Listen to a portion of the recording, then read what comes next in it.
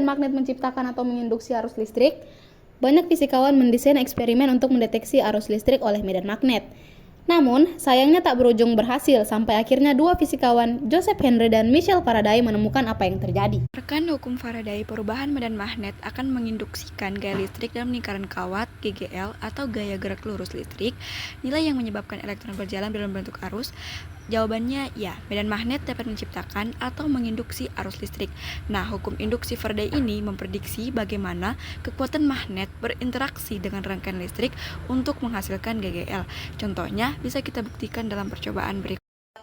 Assalamualaikum warahmatullahi wabarakatuh. Kami dari Proyek Studi Pendidikan Fisika kelas C. Di sini kami akan membuat praktikum sederhana yaitu tentang hukum Faraday.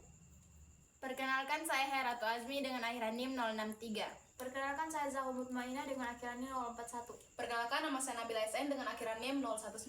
Perkenalkan, nama saya Nabila Najwa Songke dengan akhiran NIM 015. Perkenalkan, nama saya Nurul Istiqomah dengan akhiran NIM 057. Saya Nisa Rahma dengan akhiran NIM 025. Baik, kita langsung masuk ke percobaannya. Adapun alat dan bahan yang kami gunakan pada percobaan sederhana kali ini yaitu ada gunting untuk memotong solasi, ada solasi untuk merekatkan kawat penyangga pada baterai, ada baterai sebagai sumber arus listrik, ada dua buah magnet berfungsi untuk menggerakkan kawat melalui interaksi baterai atau sumber arus listrik, ada pisau untuk menggerus kawat kecil,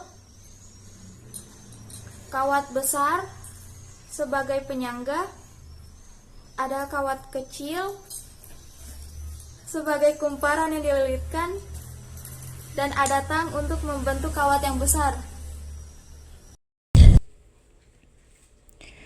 Pertama-tama, lilitkan kawat pertama menjadi seperti bentuk kumparan. Dan ini dia hasilnya. Setelah terbentuk menjadi seperti kumparan, lalu ujung kawatnya tadi digerus menggunakan pisau hingga berbentuk warna silver, agar arusnya dapat mengalir ke kawat tersebut. Dan ini dia hasilnya. Kemudian bentuk kawat kedua seperti penyangga menjadi dua bagian menggunakan tang untuk meletakkan kawat pertama yang berbentuk kumparan tadi. Dan ini dia hasilnya. Kemudian ambillah baterai. Lalu kawat penyangga tadi letakkan di bagian samping baterai di bagian positif maupun negatifnya. Kemudian rekatkan menggunakan selotip maupun isolasi. Dan ini dia hasilnya. Kemudian ambillah kawat yang sudah berbentuk seperti kumparan tadi, lalu letakkan di atas penyangga yang sudah diselotip. Lalu letakkan magnet di atas baterai maupun di bawah kumparan. Dan ini dia hasilnya, kawatnya atau kumparan tadi menjadi berputar. Kenapa kawat bisa berputar dalam durasi yang cukup lama setelah kita putarkan? Nah, karena arus yang mengalir dari kutub positif ke arah kutub negatif, sedangkan elektron bergerak dari kutub negatif ke kutub positif. Jadi kawat penyangga ini itu merupakan penghantar atau bisa disebut juga sebagai perantaranya, sehingga kawat kumparan itu bisa dialiri oleh arus listrik.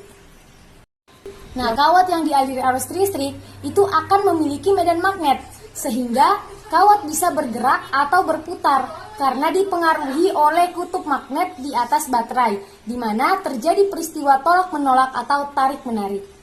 Hal ini disebut sebagai gaya Lorentz, di mana gaya Lorentz tersebut memiliki muatan listrik terpental ketika melewati suatu daerah yang terdapat medan magnet. Lalu, apa hubungannya dengan hukum induksi Faraday? Dari percobaan ini membuktikan bahwa medan magnet bisa menunjukkan keberadaan arus listrik melalui reaksi yang ditunjukkan oleh kawat. Baik, itulah video praktikum sederhana dari kami. Lebih dan kurangnya mohon maaf. Wassalamualaikum warahmatullahi wabarakatuh. Bye-bye.